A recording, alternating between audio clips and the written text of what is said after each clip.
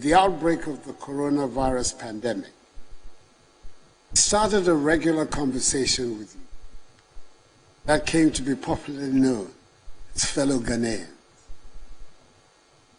It was a time of great fear of the unknown, and the entire world felt at risk. I came into your homes regularly to tell you what the experts were discovering about the virus and what we should do. Now that we have seen the worst of the COVID-19, I can tell you that there were moments during those times when I was distraught. There were moments when I was in despair about the apparent inadequacy of our health facilities. And there were moments when I wondered if the dire predictions made about dead bodies on our streets would truly happen. But I knew that I owed it to all of us that as your president, I had to hold my nerve, show leadership, and take us out of the crisis. With your help and support, and the great mercies of the Almighty, we can say that we emerged from the ravages of the pandemic with one of the lowest mortality rates globally. In fact, Ghana's handling of the pandemic won universal acclaim. We could all see in real time the devastation that was being wreaked on economies during the pandemic. But I doubt that anyone imagined the extent of the damage. Our economy here in Ghana, like many, many others around the globe, was thrown into turmoil. When I said, at the height of the COVID pandemic, that we knew what to do to bring the economy back to life, but not how to bring people back to life, it was not said in jest. We had done it before, and we were on course to doing it again. Ghana's economy grew by a remarkable 5.4% in 2021, signifying a strong recovery from the 0.5% growth recorded the previous year in 2020 due to the COVID-19 pandemic. In fact, in the last quarter of 2021, our economy grew at 7%, only for the Russian invasion of Ukraine in the first quarter of this year to aggravate the effects of COVID-19 and plunge the global economy to even greater turmoil from which it has not yet recovered. The whole world has been taken aback by the speed with which inflation has eaten away people's income. Economies, big and small, have experienced over this year alone the highest rise in cost of living over a generation, the highest rise in government borrowing in over 50 years, the highest rise in inflation for 40 years, the steepest depreciation in their currencies to the US dollar over the last 30 years, the fastest peak in interest rates for over 20 years, and the greatest threat of the unemployment in peacetime, with over 100 million people being pushed into extreme poverty. Between the end of 2019 and now, inflation in Ghana has increased by 5-fold, in Togo by 16-fold, by 11-fold in Senegal, and by 7-fold in Côte d'Ivoire. In truth, however, the fact that there are petrol queues in France does not make it more tolerable that the trottoir price from Kassoa to Circle has doubled in the past 1 year. Nor does it make it any more tolerable that the price of cooking oil goes up every other week.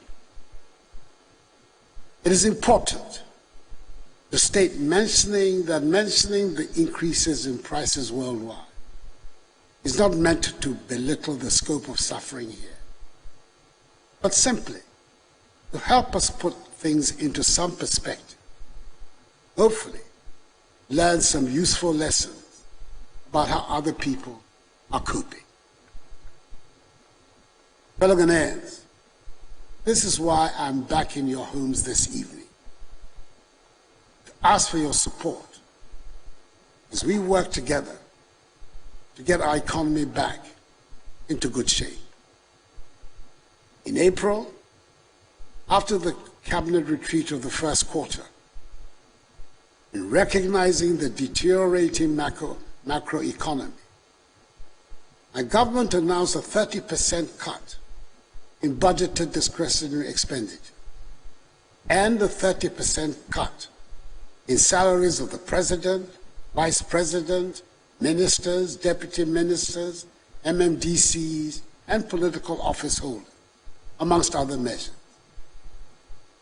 And since July, when the government took the difficult decision to go to the IMF to seek support, I've been speaking publicly at different fora on the subject of the economic difficulties we face, especially during my recent tours so far of 9 regions, and interacting directly with you, the Ghanaian people.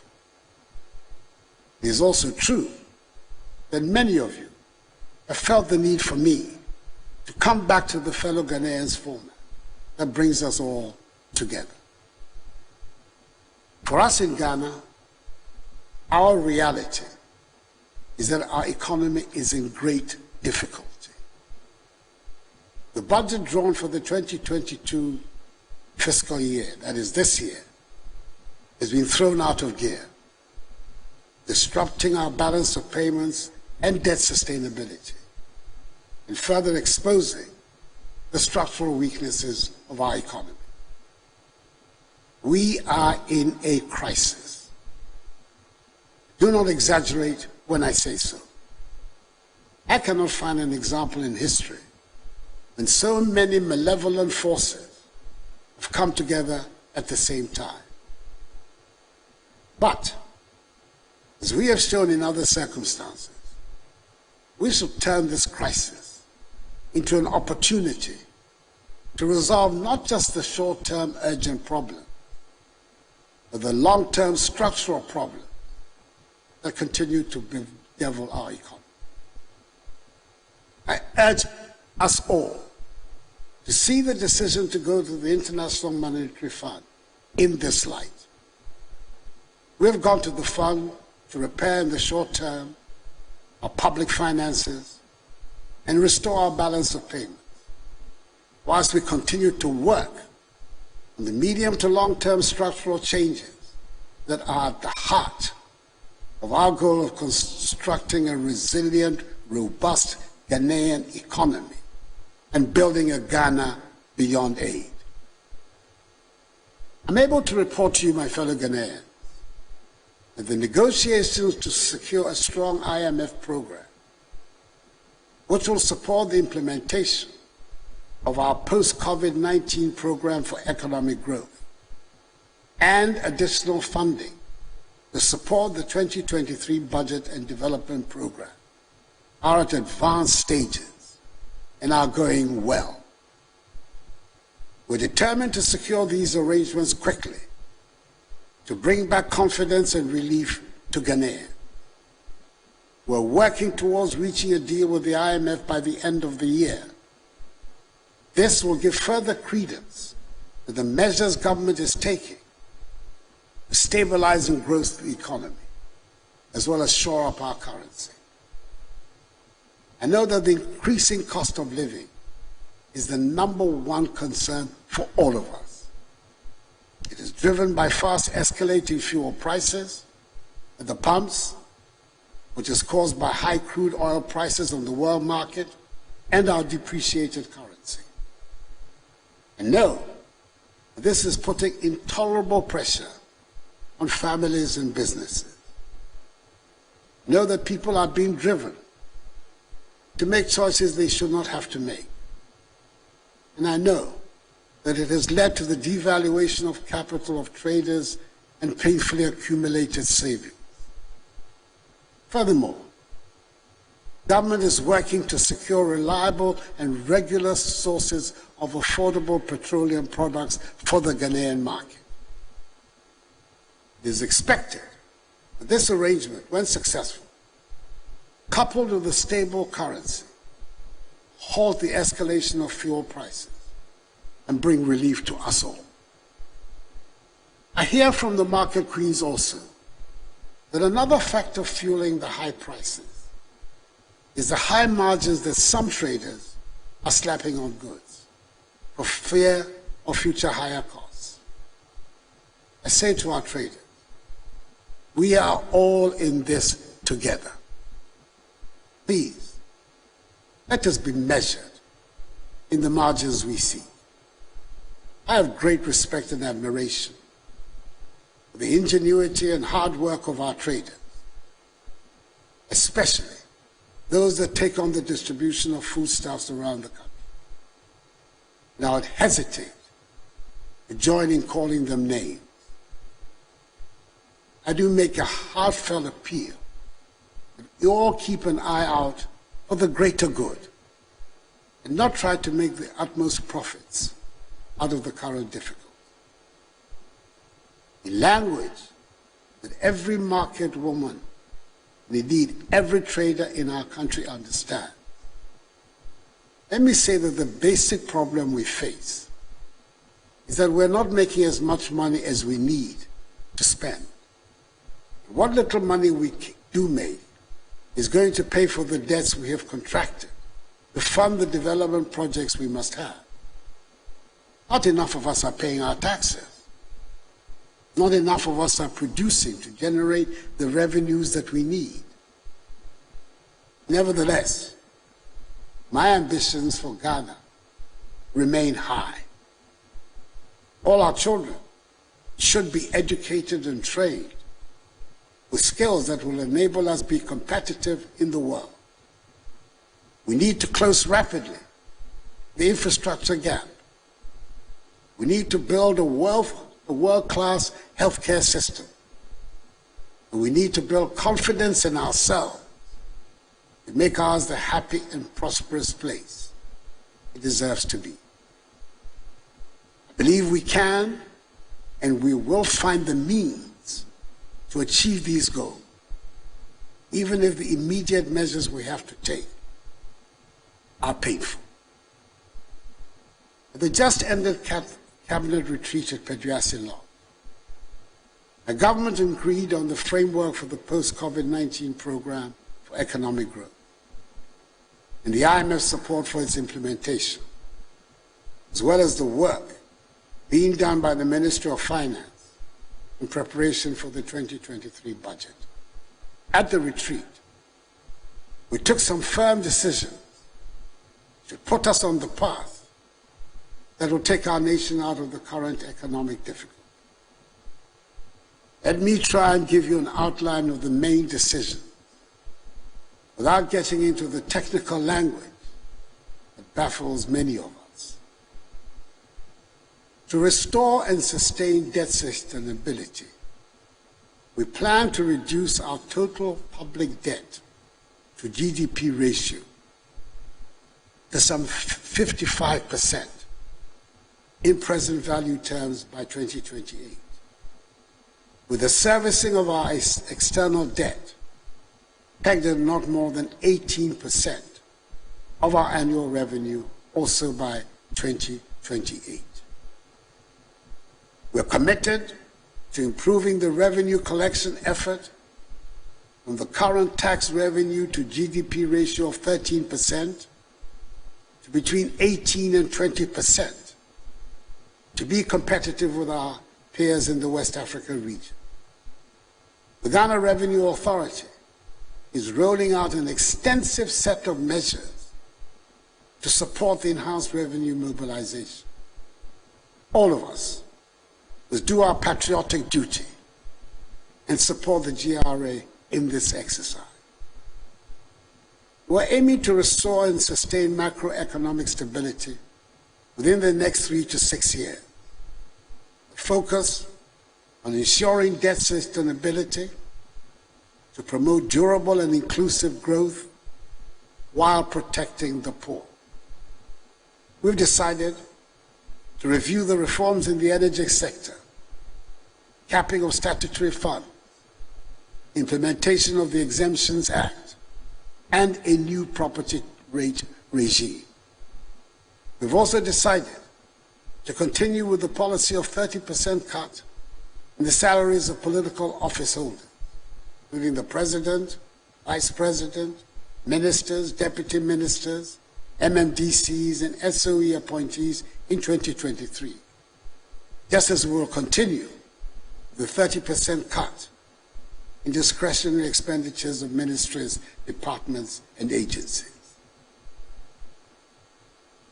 My fellow Ghanaians, the success of our efforts at diversifying the structure of the Ghanaian economy from an import-based one to a value-added exporting one is what will, in the long term, help strengthen our economy. We're making some progress with the 1D1F, but our current situation requires that we take some more stringent measures to discourage the importation of goods that we can and do produce here. To this end, we will review the standards required for imports into the country. We will prioritize the imports, as well as review the management of our foreign exchange reserves in relation to imports of products such as rice, poultry, vegetable oil, toothpicks, pasta, fruit juice, bottled water, and ceramic tile, and others, which with intensified government support, and that of the banking sector, can be manufactured and produced in sufficient quantities in Ghana. Government will in May 2023, that is 6 months from now, review the situation. We must, as a matter of urgent national security, reduce our dependence on imported goods and enhance our self-reliance, as demanded by our overarching goal of creating a Ghana beyond aid. Much as we believe in free trade, we must work to ensure that the majority of goods in our shops and marketplaces are those we produce and grow here in Ghana. That is why we have to support our farmers and domestic industries, including those created under the 1D1F initiative, to help reduce our dependence on imports and allow us the opportunity to export more and more of our products, guarantee a stable currency that will present a high level of predictability for citizens and the business community. Exports, not imports, must be our mantra. Accra, after all, hosts the headquarters of the Secretariat of the African Continental Free Trade. Fellow Ghanaians, as the French would say, l'argent n'aime pas le bruit. To wit, money does not like noise. Sika mpe dede. Where there's chaos, where there's noise, where there's unrest, you will not find money. If you talk down your money, it will go down. If you allow some unidentifiable person to talk down your money, it will go down. The recent turbulence on the financial market was caused by low inflows of foreign exchange and was made worse in the last 2 to 3 weeks, in particular, by the activities of speculators and the black market. An anonymous 2-minute audio message on a WhatsApp platform predicting a so-called haircut of government bonds sent all of us into banks and forex bureaus to dump our CD.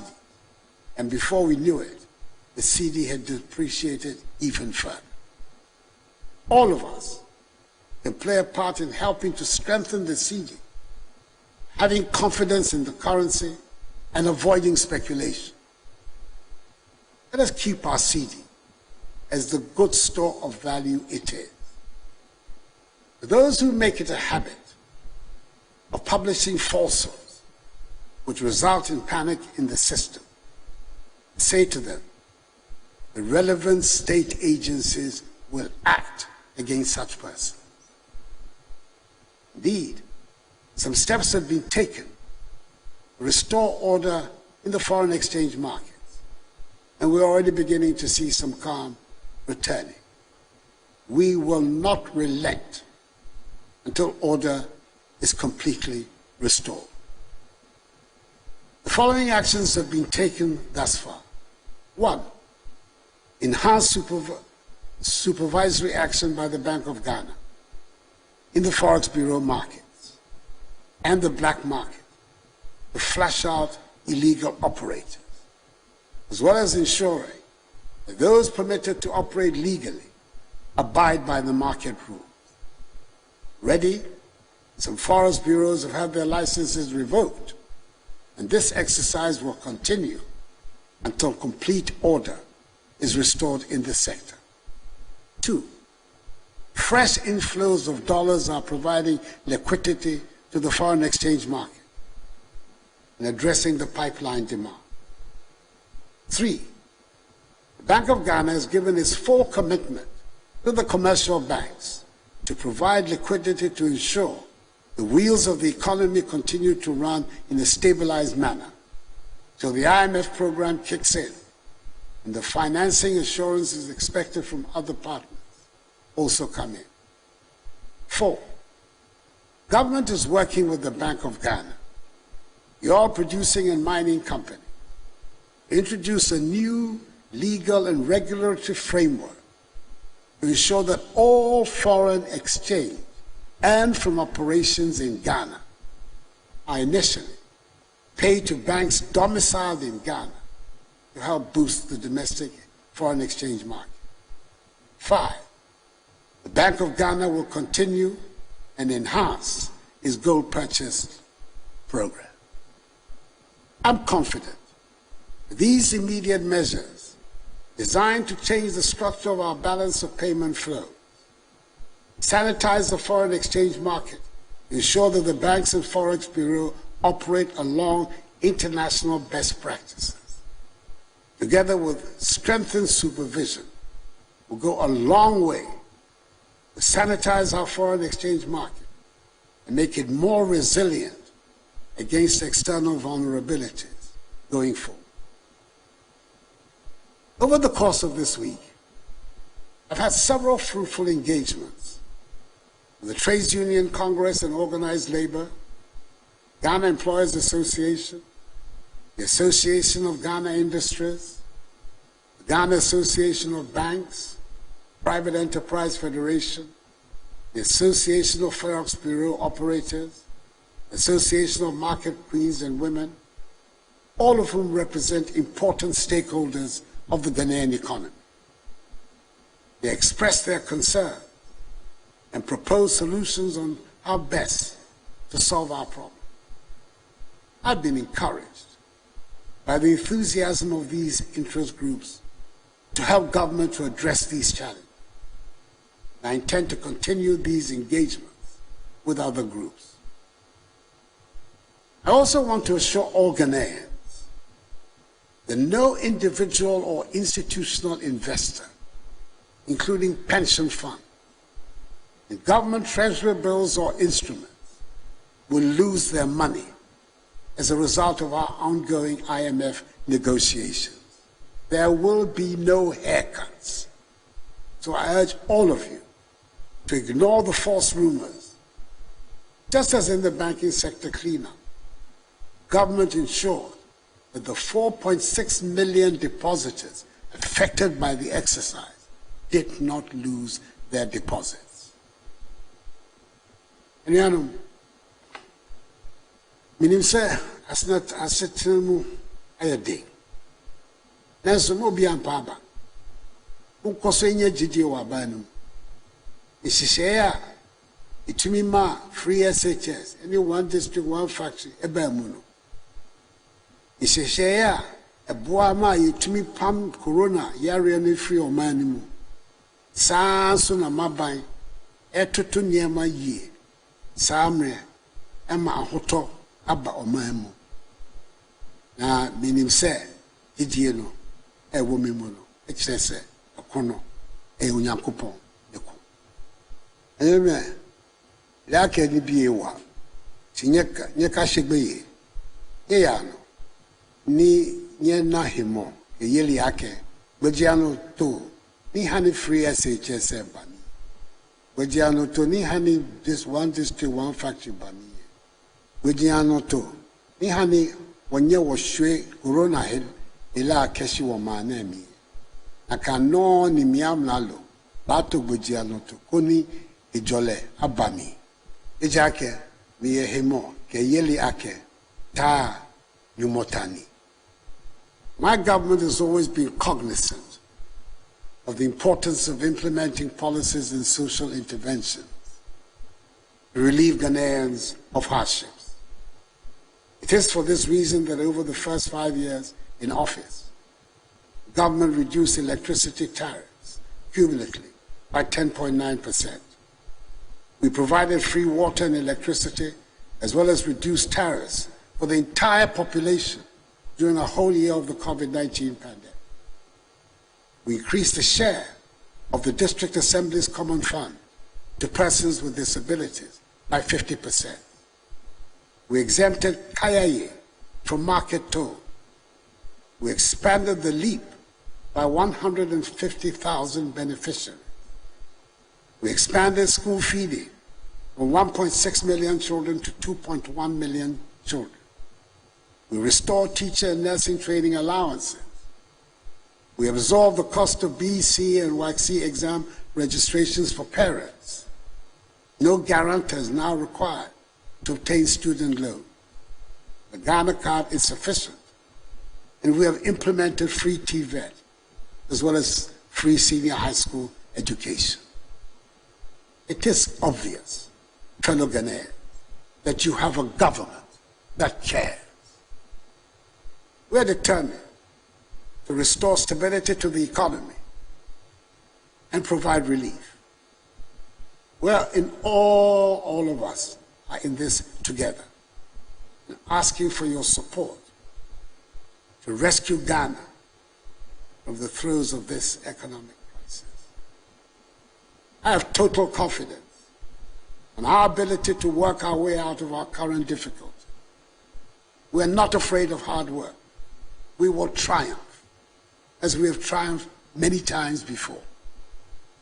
Let us unite and rally around our republic, its institutions and its democratic value, and insist that under God we will emerge victorious from our current difficulty.